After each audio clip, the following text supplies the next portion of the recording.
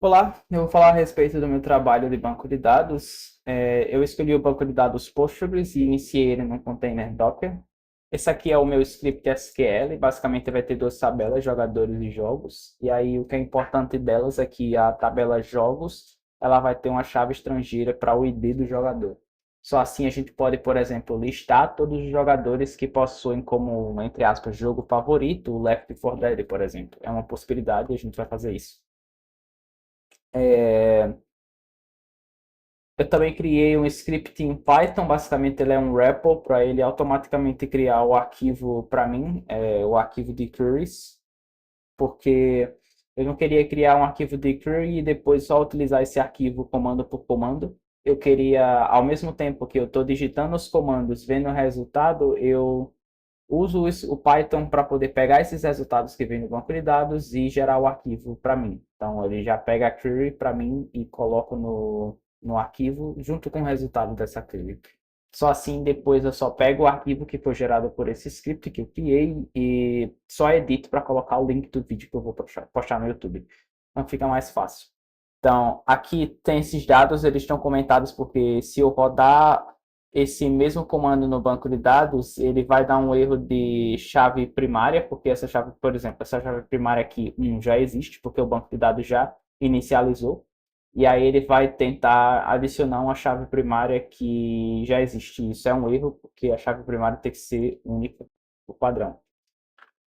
Mas se eu rodar aqui o REPL, aqui é o seguinte, todo comando que eu rodo que ele tem um prefixo SQL, tudo que vem depois é interpretado como um comando SQL e vai ser executado no banco de dados. A gente vai pegar esse resultado, printar na tela, colocar no arquivo e aí a gente pode gerar o arquivo automaticamente. Então, por exemplo, se eu fazer um select na tabela jogos, ela vai printar todos os resultados e aí se eu fizer um cat do query file, aí tem aqui todo a query que eu executei e o resultado dela.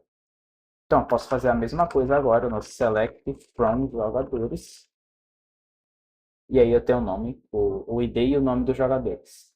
Então, agora o que eu posso fazer é fazer um SQL select nome, porque eu quero o nome dos jogadores, from jogadores. Aí eu faço um join jogos on. Aí jogos ponto. E aí eu tenho o ID jogador FK. Opa, ID jogador FK é igual a jogadores.id jogador PK de primary key. Então, agora eu peguei todos os nomes, basicamente fiz o join de tudo. Eu acho que para facilitar, para ver todos os dados, deixa eu vir aqui e editar esse comando. E aí eu vou colocar uma star. Então, pronto. Agora tem todos os dados. Então aqui a gente pode filtrar, por exemplo, se a gente quiser um comando onde ele faça um where, então where, então eu quero o nome dos jogadores, onde o nome do jogo é igual a Left 4 Dead, que é um dos jogos que tem ali. E aí eu venho aqui e executo. Então o Ícaro, o Emanuel e a Emily possuem o Left 4 Dead como jogo favorito. E aí eu posso alterar esse comando e colocar outro jogo, por exemplo, Minecraft, que é outro jogo. Opa, executo esse comando. Aí o Ícaro, o Emanuel, o Arthur e o Rodrigo. Então tem muitas possibilidades que a gente pode fazer. A gente pode fazer updates, a gente pode fazer delete. Enfim, mas eu acho que o papel principal era basicamente saber como correlacionar as duas tabelas, e como o vídeo era de 5 minutos, então muito provavelmente eu já estou chegando no limite. Mas é isso. Eu vou disponibilizar o arquivo junto com o vídeo, mas também tem. Aqui dentro também tem, se quiser o repositório, aqui dentro também tem as instruções de como executar tudo.